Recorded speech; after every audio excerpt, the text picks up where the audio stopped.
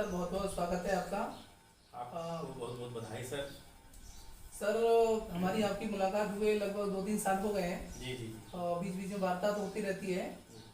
Sir आज मैं जानना चाहूँगा कि एक विचार आपने जो है कर्मचारी के टीम के बारे में हमें बताया था। तो सर मैं जानना चाहूँगा कि उस बारे में जो है आप अपनी विस्तृत योजना के बारे में बताएं कि कैसे कर्मचारियों और शिक्षकों का हित उसके द्वारा हो सकता है। सर ये जो आपसे जब मुलाकात सर हुई, जब प्रथम पुस्तक आपका प्रकाशन हुआ था सर, उस समय भी हम लोग छुट्टी के दौर में थे और आज का भी दिन हम लोगों का शिक्षण कार्य, गर्मी का सीजन है, नहीं हो रहा है और हम लोग एक वार्ता के तौर पर आपसे बातचीत मोबाइल के माध्यम से हुई थी। तो हमको इसका अनुभव इस तब हुआ जब हमारे कई ऐसे कर्मचारी कोरोना काल में और उससे पूर्व जो आर्थिक स्थिति एक शिक्षक, एक कर्मचारी के लिए है, बहुत ज़्यादा उसके पास धन नहीं है। देखा जाए तो वो हाउन तो मायत है, उसके पास अर्निंग का कोई साधन नहीं है और परिवार उस पर निर्भर है, परिवार के माता पिता, बच्चे और शिक्षा। साथ साथ अगर अचानक उसके पास कुछ ऐसी समस्याएं आ जाती हैं, बीमारियां आ जाती हैं, तो 10 से 5 लाख रुपए की ज़रूरत पड़ जाए या 1 लाख रुपये अचानक ज़रूरत पड़ जाए, तो उसके सारे बैंक अकाउंट सर जो होते हैं वो देखता है तो पता चलता है कि 2-2 हज़ार, 4-4 हज़ार या कहीं किसी में शून्य भी होता है। तो अपने जमा पूंजी उसके पास नहीं है। महंगाई का सर समय चल रहा है, कुछ महंगाइयाँ हैं और भौतिकतावादी चीज़ें हैं, तो आदमी भौतिकतावादी साधनों को पूरा करते कर्मचारी को जो बेहतर चिकित्सा की जो है वो दिक्कत आ जाती है कभी कभी। और होता क्या है कि हम उसके बारे में बहुत कम सोचते हैं। बिल्कुल। सोचने की समस्या तब आती है जब हम बिस्तर पर आ जाते हैं। ना तो हमारे पास कोई स्वास्थ्य की पॉलिसी है, ना हमारे पास बड़ी कोई ऐसी पॉलिसी है बीमा की जो सरकार की तरफ से ना है, और ना ही कोई ऐसी कोई चिकित्सा या संसाधन हमारे पास नहीं है, विभागों के पास नहीं है, सरकार के पास तो है। लेकिन वहाँ से आना और 200-200 किलोमीटर लखनऊ आना या गोरखपुर एम्स में जाना और वहाँ लाइन लगाना, उतना समय नहीं होता है कि छोटी मोटी बीमारियाँ बहुत भयंकर रूप धारण कर लेती। इस स्थिति में हमारे कई ऐसे मित्र थे जिनको चिकित्सा अभाव में अपनी जान चली गई और हम लोग कुछ नहीं कर पाए। धन का अभाव बहुत महत्वपूर्ण था। धन और दूरी ये सबसे महत्वपूर्ण था कि उनको हम देख नहीं सके। आज भी हमारे साथ एक घटना ऐसे ही हुई। बलरामपुर जिले से दिलीप कुमार जी जो प्राथमिक शिक्षक संघ के अध्यक्ष भी थे ब्लॉक के, और मैं उनके साथ था। हमारे वो अभिन्न थे, दोस्तों ने खूब खुल चढ़ कर के मेहनत किया, पैसे भी दिए, लेकिन हम लोग बचा नहीं, हम एम्स तक नहीं ले जा पाए। क्योंकि उनको एम्स तक जाते तो हो सकता है कि उनका लीवर या उनकी जो समस्या थी कुछ निदान मिलता, उसके लिए हमारी वहाँ पहुँच नहीं थी।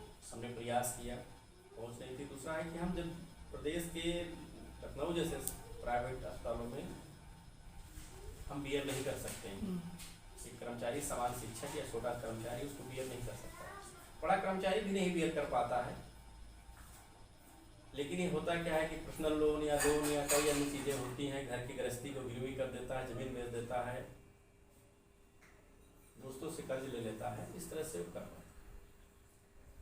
और जो व्यक्ति चला गया वापस नहीं आएगा। इसका बड़ा अफसोस होता है कि हमारे ऐसे कई मित्र हैं जो ऑक्सीजन के बिना, जो बेड नहीं मिला, प्राइवेट की अस्पतालों में हम चिकित्सा कराने के लिए हमारे पास इतना पर्याप्त धन नहीं हो पाता है।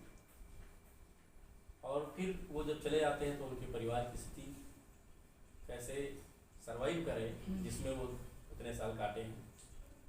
इन चीज़ों पर गहन अध्ययन और मनन किया और काफ़ी मैं दुख व्यक्त किया कि मैंने अपना जो है पर्सनल लोन भी लोगों को दिया लेकर के,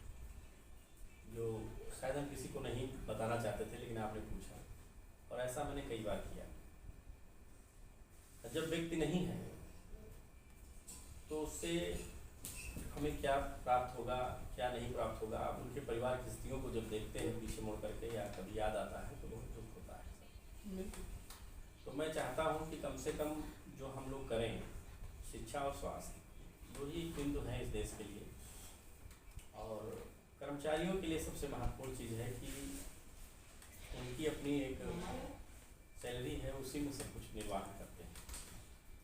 और उसमें अगर कहीं साल में 2-4 बार अगर उनको 15 दिन का मेडिकल लेना पड़ गया या दवाई है और परिवार की या बच्चे की या स्वयं की, तो उन्हें बैंक का सहारा या अपनी जमा पूंजी या घर की गृहस्थी को गिरवी करना पड़ता है। इस स्थिति के लिए हमारे मन में आया कि जैसे देश में, प्रदेश में कई ऐसे केयर टीमें चलती हैं और वो अच्छा काम कर रही हैं, उनको प्रशंसा करने लायक है। उन टीमों को शिक्षक संघ की चलती हैं, लेकिन साथ साथ अन्य विभागों का उसमें या छोटे कर्मचारियों के लिए कुछ सुविधा उसके नियमावली में नहीं है। तो मेरे मन में आया कि शायद उसी तरह का कुछ हम लोग भी, या हमारे कर्मचारी जो छोटे हैं, अन्य विभाग के हैं, शिक्षक हैं, अन्य विभागों में भारत के जितने विभाग हैं, राज्य सरकार के जितने विभाग हैं, छोटे छोटे पदों पर काम करने वाले हैं, उनके साथ भी ऐसी कैजुअलिटी होती हैं, ऐसी दिक्कतें आती हैं। तो उस पर मेरे विचार आया, तो आपसे मैंने चर्चा सा किया था। और मेरा उद्देश्य यही था कि कर्मचारी हो या शिक्षक हो, समस्या एक जैसी सर, सबकी बीमार होने पर धन ही लगता है, दवाइयाँ, और वो ऐसी स्थिति आती है कि वेंटिलेटर, आईसीयू, और उसके बाद जब नहीं ठीक हुआ तो परिवार में बच्चे, बूढ़े माँ बाप, भाई बहन की शादी, बच्चों की पढ़ाई, उनका स्वास्थ्य, पत्नी का स्वास्थ्य, यानी कुल मिलाकर के धन पर ही सब कुछ निर्भर होता है। और उस समय उसके पास बीमारी में इतना लग जाता है कि बचता कुछ नहीं। यहाँ तक ज़मीन जो होती है, घर भी किराए पर उठा देते हैं, शहर में है या उनके पास नहीं है तो दोस्तों से भी कर्ज लेते हैं। अब समस्या है कि व्यक्ति नहीं रहा तो पत्नी कैसे बच्चों को पढ़ाए, कैसे दैनिक जीवन चले। पेंशन सर है नहीं, पारिवारिक पेंशन जो नई स्कीम के अंतर्गत है उसमें संभव हर चीज़ें नहीं हो सकती हैं। सरकार उसमें सुधार में लगी है, आगे भविष्य में अच्छा ही होगा, उम्मीद है कि सरकार उस पर जरूर देखेगी।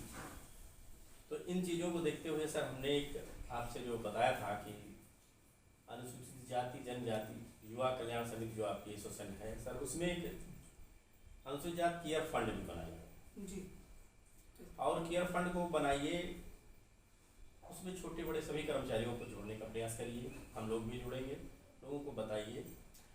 मान लेते हैं कि किसी कर्मचारी को दिक्कत आती है, बीमार है, कि वो वेंटिलेटर पर जाने से पहले अगर हम उसकी व्यवस्थाएं दें, मदद हो जाए तो वेंटिलेटर पर ना जाए और अपनी चीज़ें जो दिक्कतें हैं उनका सामना परिवार को और समाज को ना देखना पड़े, और उसके परिवार को। तो एक तो ये चीज़ हमारी विचार में था और ये होना चाहिए सर। बिल्कुल सर। सभी कर्मचारियों से मेरा अनुरोध है कि जिसमें जो भी चीज़ें हैं वो बढ़ चढ़ के हिस्सा लें, और आपके द्वारा जो प्रयास किया जा रहा है, आप द्वारा जो ऐप डेवलप किया जा रहा है और आपने बनाने का जो प्रयास किया है, मेरी बात को ध्यान दिया है, तो मैं इसके लिए आपको और आपके इस समिति के जितने सदस्य जुड़े हैं उनको भी मैं बहुत साधुवाद देना चाहूँगा कि मेरी आपकी एक अचानक बात हुई और आपने काम फिर चल दिया और काफ़ी काम आपने कंप्लीट कर लिया। तो ये सर आपकी एक बहुमुखी प्रतिभा का परिचायक है, और समाज के हर वर्ग के लोगों को, हर वर्ग के कर्मचारी को ऐसी टीमें बनाना चाहिए कि सब चीज़ें हम सरकार पर ही ना थोपें। सरकार ने हमसे ये नहीं कहा, सरकार ने हमको वेंटिलेटर नहीं दिया, सरकार ने हमको आईसीयू नहीं दिया, सरकार ने हमको अस्पताल नहीं दिया, नहीं, कुछ चीज़ें हम लोगों की भी जिम्मेदारी है। छोटी छोटी जिम्मेदारियां निभा लेंगे तो हम किसी का जीवन बचा सकते हैं।